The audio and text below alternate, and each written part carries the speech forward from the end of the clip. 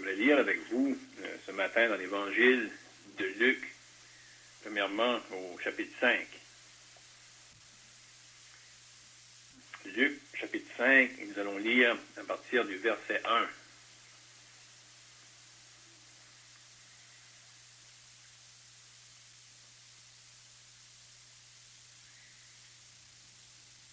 Comme Jésus se trouvait auprès du lac de Génézareth et que la foule se pressait autour de lui pour entendre la parole de Dieu, il vit au bord du lac 2 barques, d'où les pêcheurs étaient descendus pour laver leurs filets. Il monta dans l'une de ces barques qui était à Simon, et il le pria de s'éloigner un peu de terre. Puis, il s'assit, et de la barque, il enseignait la foule. Lorsqu'il eut cessé de parler, il dit à Simon, « Avance en pleine eau, et jetez vos filets pour pêcher. » Simon lui répondit, « Maître, nous avons travaillé toute la nuit sans rien prendre. Mais sur ta parole, je jetterai le filet. » L'ayant jeté, ils prirent une grande quantité de poissons, et leur filet se rompait. Ils firent signe à leurs compagnons qui étaient dans l'autre barque de venir les aider. Ils vinrent et ils remplirent les 2 barques, au point qu'elles enfonçaient. Quand il vit cela, Simon-Pierre tomba aux genoux de Jésus et dit, « Seigneur, retire-toi de moi, parce que je suis un homme pécheur. » Car l'épouvante l'avait saisi, lui et tous ceux qui étaient avec lui, à cause de la pêche qu'ils avaient faite. Il en était de même de Jacques et de Jean, fils de Zébédée, les associés de Simon. Alors Jésus dit à Simon, « Ne crains point, désormais tu seras pêcheur d'hommes. » Et, ayant ramené les barques à terre, ils laissèrent tout et le suivirent. Maintenant, on pourrait aller dans la première épître de Paul aux Corinthiens, au chapitre 14.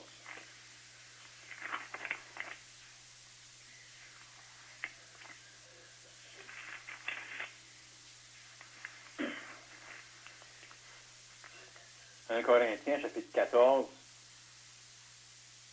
et nous allons lire à partir du verset 4.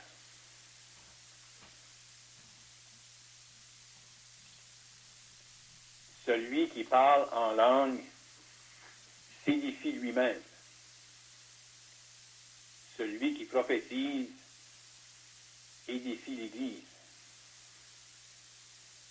Je désire que vous parliez tous en langue, mais encore plus que vous prophétisiez. Celui qui prophétise est plus grand que celui qui parle en langue,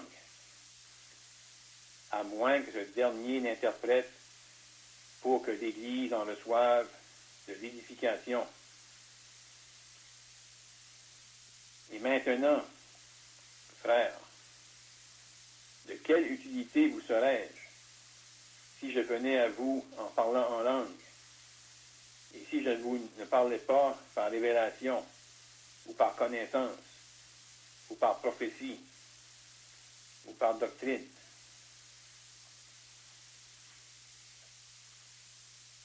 On va aller maintenant au verset 26. Que faire donc, frères? Lorsque vous vous assemblez, les uns ou les autres parmi vous ont-ils un cantique, une instruction révélation, une langue, une interprétation, tout se fasse pour l'édification. Au verset 29, pour ce qui est des prophètes, que 2 ou 3 parlent et que les autres jugent.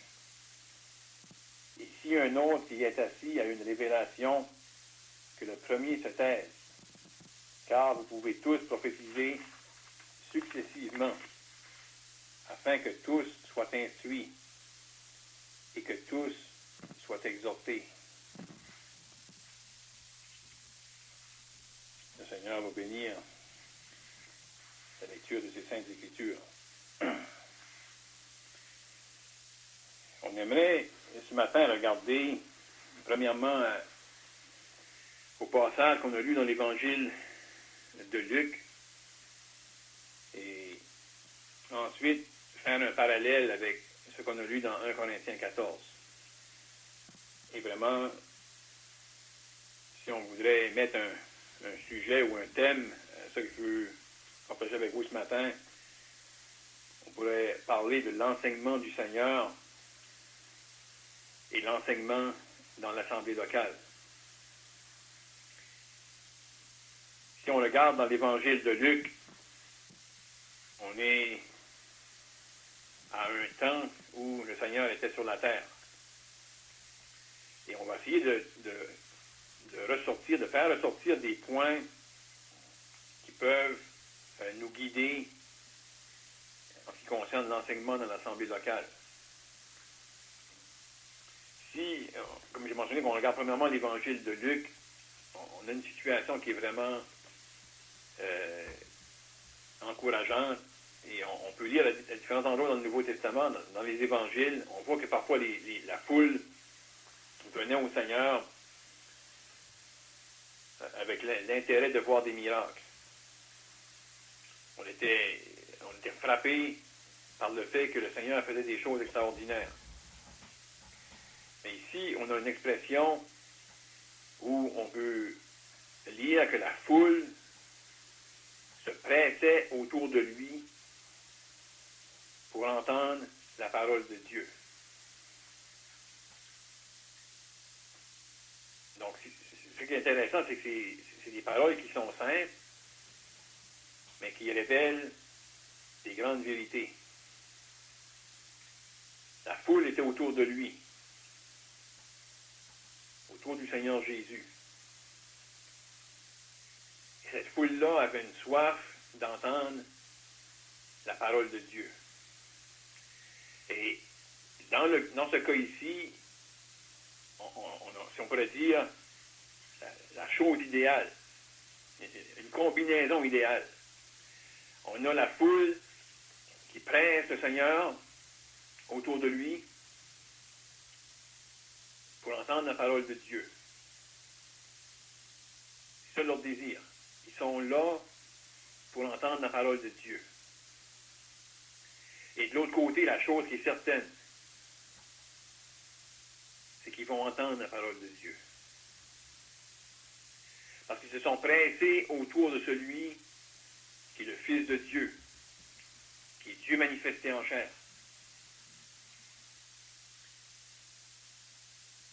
Donc, comme j'ai mentionné, c'est que là, on a la situation idéale. Un endroit et les circonstances propices.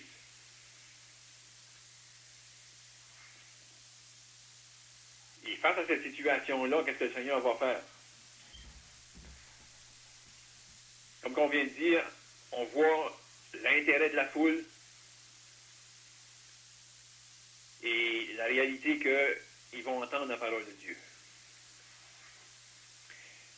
Le Seigneur va faire en sorte que ceux qui sont présents vont pouvoir entendre clairement la parole de Dieu. Parce que la foule l'entourait.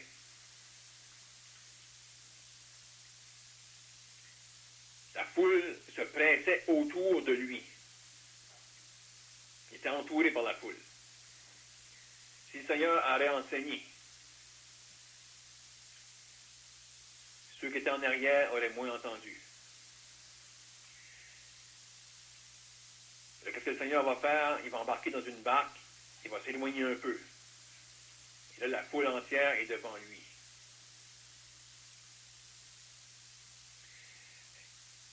On sait que le Seigneur va faire d'autres choses par la suite. Mais dans ce moment-là, le Seigneur fait en sorte que les gens qui sont là, sans exception, vont pouvoir entendre la parole de Dieu. Certainement, ça devait être quelque chose de spécial. Ces gens-là, même si on ne trouve pas l'expression ici, cette foule-là, ce jour-là, on a pu dire les mêmes paroles que les huissiers ont dit. Jamais homme n'a parlé comme cet homme. Chaque mot qui sortait de la bouche du Seigneur venait de Dieu. Il prêchait avec vérité, avec exactitude. La parole qu'il disait était non seulement vraie, exacte, mais c'était la parole pour le moment. C'était la parole pour ces gens-là qui étaient là présents. Mais en même temps, dans cet événement-là, après qu'on lit que la foule le pressait tout autour, sur le bord du rivage, il y avait des pêcheurs qui réparaient leurs filets. Ces personnes-là ne faisaient pas partie de la foule qui était venue presser le Seigneur tout autour pour entendre la parole de Dieu. Mais en même temps, ils étaient là. Ils étaient là au bon moment, au bon endroit.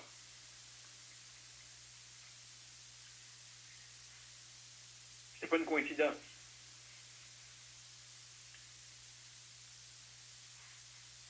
Et plus loin, après que le Seigneur a enseigné la foule, il dit lorsqu'il eut cessé de parler. Il avait parlé d'une manière à rassasier la foule. Il avait donné un ministère à la foule qui était présente pour qu'eux puissent prendre ces enseignements-là puis le ruminer, chercher à tout le saisir. Après que le Seigneur avait terminé, il va cesser de parler. Là, il va s'adresser à Simon.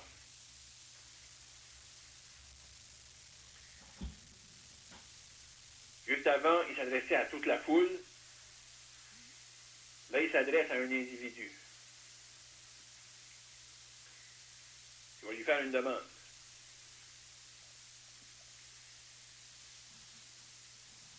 D'avancer en pleine eau et jeter les filets pour pêcher.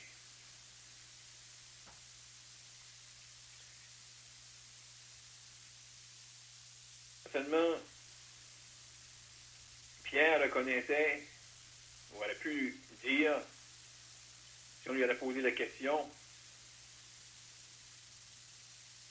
si le Seigneur, du moins auparavant, avant que le Seigneur commence à enseigner, si le Seigneur connaissait quelque chose à propos de la pêche. Possiblement Pierre aurait pu dire non. Peut-être qu'il aurait pu dire cet homme-là connaît quelque chose à propos de la charpenterie. C'est un charpentier. Mais Pierre vient d'entendre l'enseignement, comme qu'il n'avait jamais entendu. Il avait entendu prêcher l'homme avec une telle assurance, avec une telle autorité, contrairement aux scribes. Certainement, cette parole-là l'avait touché. Et dans sa compréhension, cette personne-là était unique. Puis là, le Seigneur lui demande quelque chose. Puis, on voit d'après la réponse de Pierre. Il dit, Maître, nous avons travaillé toute la nuit sans rien prendre.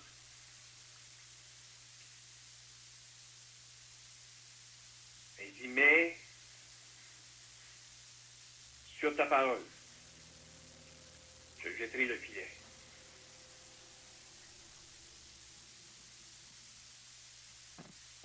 Pierre ne va pas faire l'action parce qu'il comprend exactement ce qui va se passer.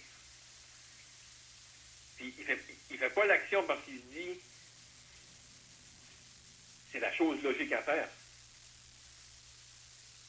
Il va faire cette action-là, il dit c'est basé sur la parole du Seigneur.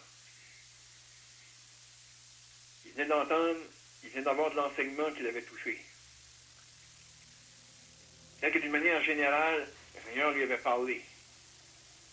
Puis là, le Seigneur lui demande une chose spécifique à lui. Puis il dit, sur ta parole, je jetterai le filet.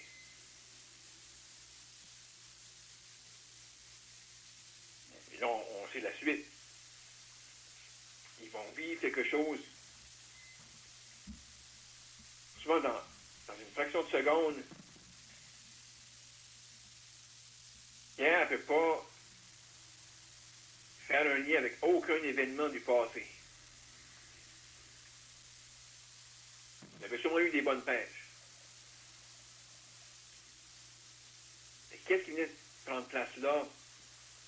C'était clair.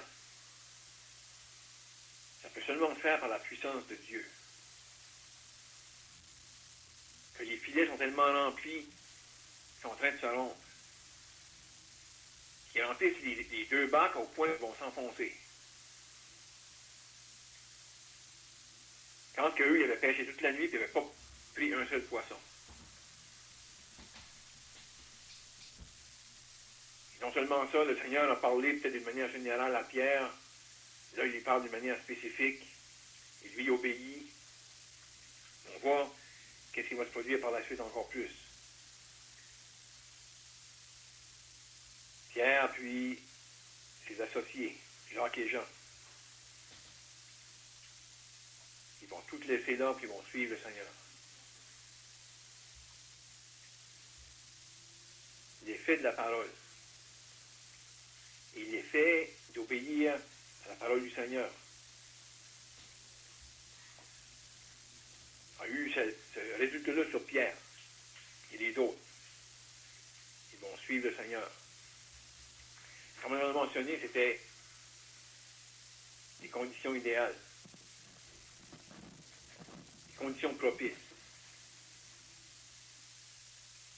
Mais on est convaincu, le Seigneur a parlé à toute la foule. On n'a pas les détails de qu'est-ce qui était l'effet sur les autres. Et là, on voit qu'est-ce qui va se produire dans un individu. Comme on l'a mentionné, on veut essayer de faire un lien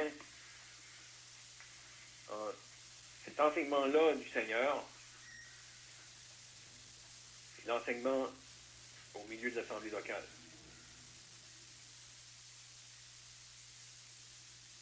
Parce que lorsqu'on regarde au Seigneur, comme on vient de mentionner, on est sûr d'une chose. Pas juste dans le passage qu'on a lu, mais on en a pu lire ailleurs. Le désir du Seigneur était que les pécheurs entendent sa voix pour qu'ils puissent répondre à cet appel de grâce, ni à la repentance et à la foi en lui. Le Seigneur avait aussi à cœur de nourrir spirituellement ceux qui appartenaient à Dieu.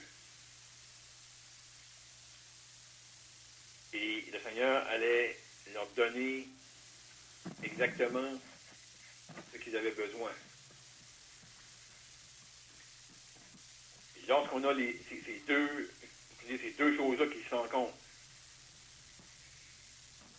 Quelqu'un qui veut entendre la voix de Dieu. Il a le Seigneur qui fait entendre sa voix. Puis là, il y a une réponse. Une première réponse qui va éventuellement en engendrer une autre. Puis éventuellement, comme on vient de lire, comment ils vont suivre le Seigneur. Maintenant, si on vient à 1 Corinthiens 14, il y a plusieurs aspects en ce qui concerne le pourquoi on va se réunir. Ce matin, on voulait regarder à un aspect. Faire le lien avec ce qu'on vient de lire. Puis, c'est sûr que lorsqu'on fait le parallèle, puis qu'on vient dans 1 Corinthiens 14, comme qu'on vient de mentionner, il va y avoir, dans ce qui va suivre, que ce que je veux partager avec vous, il y a deux aspects. Un aspect qui concerne ceux qui écoutent, puis un aspect qui concerne ceux qui enseignent. Et si on regarde premièrement le pourquoi, du moins une des raisons qu'on va se rassembler, ça va être pour entendre la parole de Dieu.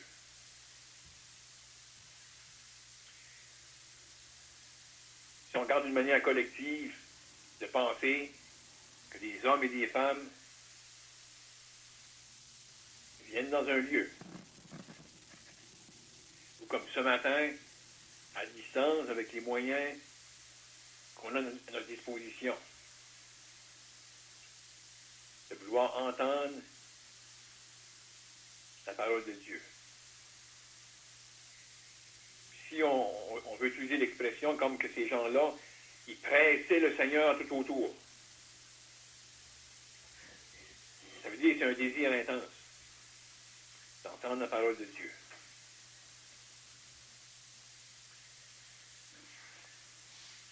Maintenant, aujourd'hui, comment est-ce que Dieu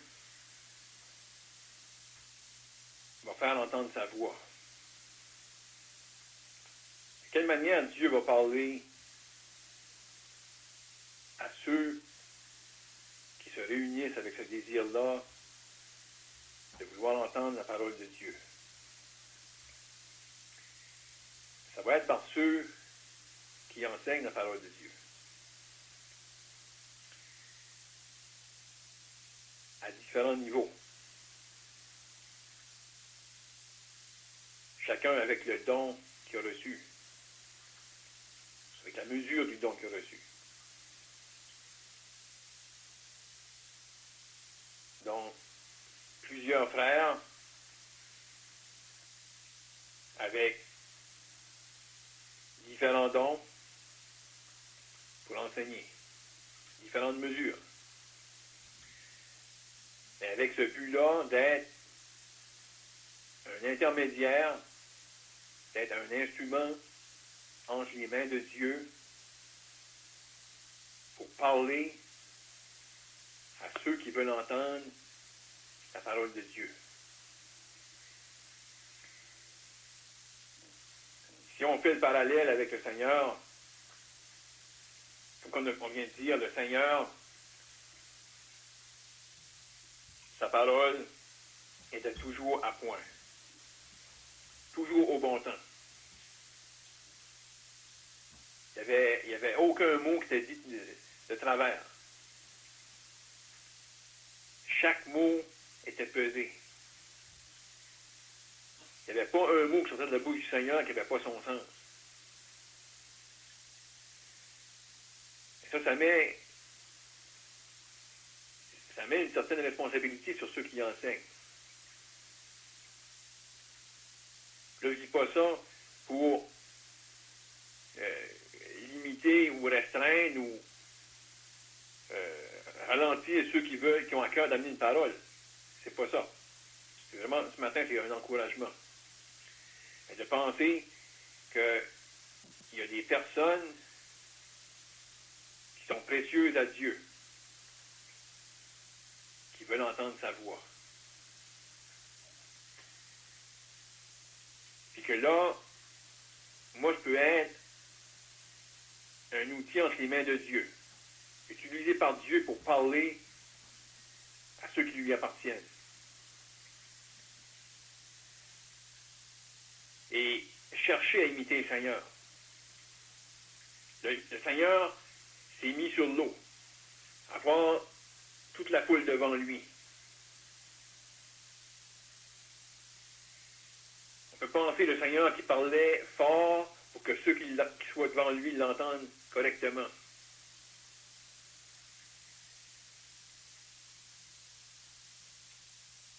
Nous qui vont enseigner. D'avoir ça en tête. De lire distinctement les Écritures.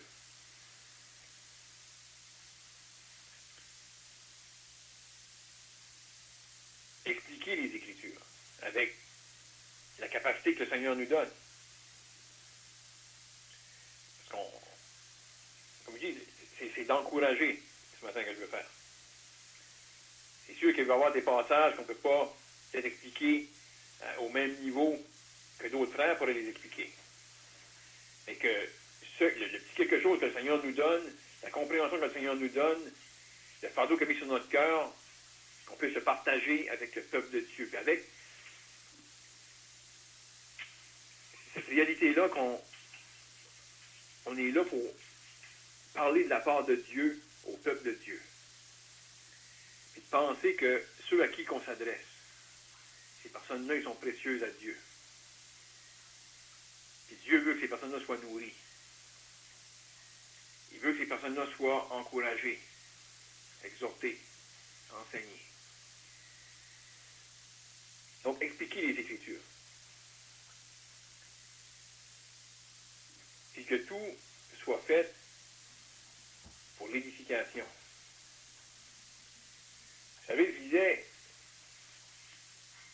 dans 1 Corinthiens 14, c'est peut-être, quand on lit ça, des fois à la surface, on peut penser, ben nous, aujourd'hui, on n'a pas ce problème-là que les Corinthiens avaient, de parler en langue.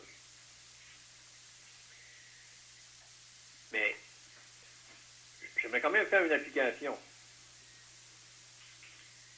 C'est évident, lorsqu'on lit 1 Corinthiens 14, qu'il peut y avoir une possibilité qu'il y a des gens qui soient présents pour entendre la parole de Dieu et que là, quelqu'un parlait en langue. Puis il n'y avait pas d'interprète. L'apôtre Paul adresse le problème, puis pour essayer de faire raisonner les Corinthiens, puis dire, puis il s'est même cité un exemple, si moi je vais chez vous en parlant en langue, ça va être d'aucune utilité. Si je vais seulement là en parlant en langue, puis je ne vais pas là en parlant par la prophétie, ben justement, c'est d'aucune utilité. Donc, il fait vraiment le point que l'enseignement qui est donné, ou la parole qui est donnée, elle doit être comprise. Là, il ne va pas condamner complètement les langues, mais il met ça clair que si quelqu'un parle en langue, il faut qu'il y ait quelqu'un pour l'interpréter. Pour que ceux-là qui écoutent puissent en saisir le sens. Nous, comme j'ai dit, aujourd'hui, on n'a pas les langues. Mais ça pourrait être possible, parfois, de donner un enseignement. Cet enseignement n'est pas compris. Parce que peut-être qu'on n'est pas clair dans nos enseignements, dans l'explication qu'on va donner. Donc, l'importance de prendre le temps, de chercher à expliquer les Écritures en ayant vraiment à cœur ceux qui nous écoutent. Parce que c'est ça qui est le but de l'enseignement. Lorsque le Seigneur a enseigné, il y avait un besoin qui était devant lui. Il y avait une foule qui avait une soif d'entendre la parole de Dieu. Et là, le Seigneur va prendre le temps, puis il va expliquer clairement. Donc, à nous aussi de chercher, autant que possible, avec la capacité qu'on a, de rendre l'enseignement clair, pour le bénéfice de ceux qui écoutent.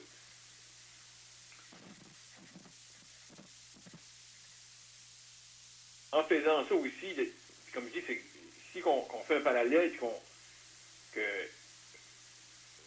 a une situation semblable à ce qu'on a lu dans Luc chapitre 5, que chacun de nous,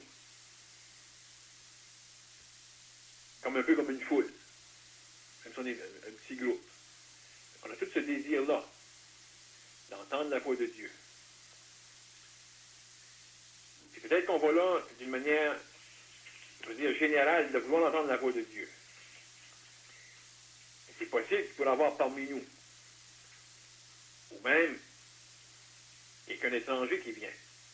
C'est dans 1 Corinthiens 14, ça fait aussi référence, ce qu'il y a en arrière, que des non-croyants ou des simples auditeurs qui est là. Et là, tout d'un coup, il y a une parole, puis c'est pour eux. De penser qu'on pourrait être dans une situation que non seulement le Seigneur a parlé, nous a encouragés, il nous a exhortés, et que là, le Seigneur pourrait avoir une parole spécifique pour moi. Il va me demander de faire quelque chose. Que je réalise que là, qu'est-ce qui est enseigné, c'est vraiment pour moi. Le Seigneur me demande quelque chose. C'est merveilleux, ça. Comme que Pierre, le Seigneur lui a demandé une chose spécifique. Il s'est adressé à lui. Non seulement le Seigneur s'intéresse à tous, il veut voir l'édification de tous, mais il peut avoir des besoins spécifiques pour des individus. Là, la voix de Dieu se fait entendre. Ça peut avoir un impact. Ici, on voit Pierre et ses compagnons qui ont suivi, ils ont laissé tout et ont suivi le Seigneur. On pourrait aussi vivre ça au sein de l'Assemblée. Non seulement le Seigneur, on est conscient, le Seigneur a parlé. Il y avait un besoin général. On est conscient qu'il nous a tous nourris. Et que là, tout à coup, le Seigneur me parle spécifiquement. Il me demande quelque chose à moi. Par la grâce de Dieu, on peut s'obéir. Donc ce matin, comme j'ai mentionné, ce que j'avais à cœur, c'était vraiment d'encourager à la fois ceux qui enseignent, ou ceux qui pourraient avoir une petite parole d'exhortation. Parce que faut pas voir ça trop grand. Il y a toutes sortes de besoins. Puis quand on lit dans 1 Corinthiens 14 pour l'édification, il peut y avoir de l'enseignement, il peut y avoir de l'exhortation, des paroles d'encouragement, toutes sortes de paroles qui peuvent être amenées. Mais si qu'on peut avoir ces deux attitudes-là, avoir une soif de vouloir entendre la parole de Dieu. Puis chaque frère dans l'Assemblée, je mets ça devant le Seigneur. Est-ce quelque chose que le Seigneur aimerait dire aux croyants? Que le Seigneur aimerait m'utiliser. Pas seulement aimerait, mais que le Seigneur voudrait m'utiliser pour amener cette parole-là. C'est juste une petite parole. Mais une petite parole qui vient de Dieu. Ça peut avoir un grand effet. De la même manière que les petits poissons et les quelques pains. Ça va nourrir une foule. Donc, c'est tout ce que je veux dire ce matin. Comme j'ai mentionné que chacun de nous, ces deux attitudes-là d'être. Une attitude de cœur de vouloir entendre la parole de Dieu. Ici qu'on est pour enseigner le peuple de Dieu. L'avoir à cœur et de chercher à imiter le Seigneur de la manière qu'il va parler à la foule, l'attention qu'il va donner à ceux qui l'écoutent et chercher à expliquer clairement la parole de Dieu pour le peuple de Dieu. Que Dieu bénisse sa parole. On va terminer par la prière. Père Céleste, en terminant, on veut te remercier pour ce temps qu'on a eu ce matin, considérer ta sainte parole, et on te remercie pour les exemples que tu nous donnes, savoir comment faire, comment agir parmi ton peuple. Et on te remercie pour cet exemple suprême, ton Fils unique. Et certainement, lorsqu'il parlait à la foule, ceux qui étaient autour de lui, il l'a fait à la fois avec tendresse, avec vérité, avec cœur. Et comment son désir était que chacun puisse entendre sa voix, saisir l'enseignement qu'il donnait pour eux-mêmes, et que ça pourrait avoir un impact réel sur leur vie. On veut, Père, te remercier pour ta parole que tu nous as laissée, et on te prie, Père, qu'on puisse, chacun de nous, avoir ce vif désir comme cette foule avait autour du Seigneur pour entendre sa voix, et qu'on puisse, si tu permets qu'on enseigne ton peuple, qu'on puisse le faire d'une manière à ce que chacun puisse être édifié. On te prie au nom du Seigneur Jésus-Christ. Amen. Amen.